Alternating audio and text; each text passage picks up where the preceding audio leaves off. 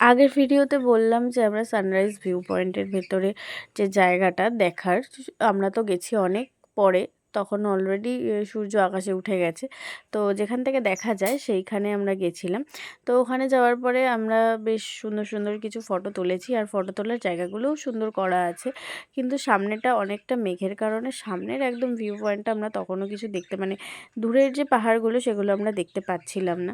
তো ওখানে কিছু ফটো ক্লিক করার পরে আমরা ওখান থেকে বেরিয়ে যাচ্ছিলাম। আর ওখানে না ওই দার্জিলিংয়ে বা কাশ্মীরে যেগুলো পরে পরে ফটোশ্যুট করে, তো সেই ড্রেসগুলো ওখানে পাওয়া যাচ্ছিল। আর ওখানে প্রাইস সম্ভবত 100 টাকা বা 50 টাকা এরকমই ছিল। তো ওনারা বলছিলেন আমাদের ফটোশ্যুট করার জন্য, তো আমরা করিনি। আর তোমরা চাইলে ওখানে করেই নিতে পারো ফটোশ্যুট।